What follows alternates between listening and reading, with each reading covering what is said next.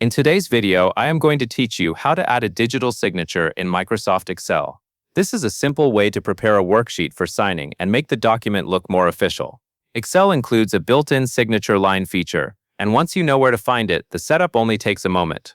To begin, open your Excel workbook and go to the top of the screen. Click the Insert tab in the ribbon. This tab contains tools for adding objects and extra elements to your worksheet, including the option you need for a digital signature line. After that, look toward the right side of the ribbon and find the text group. This section holds several text-related commands, so take a second to locate it carefully. Inside that group, click the signature line icon.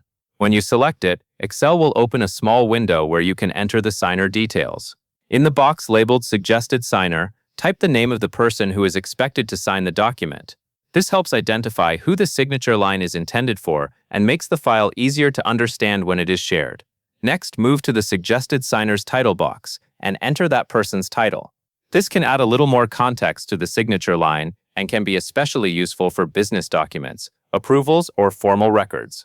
Once both fields are filled in, click the OK button at the bottom of the window.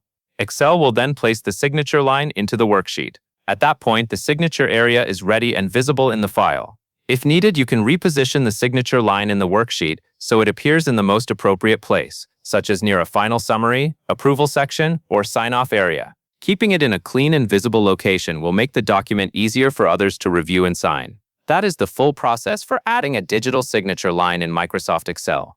You just open the Insert tab, find the text group, click Signature Line, enter the signer name and title, and confirm by clicking OK. That covers everything you need to know.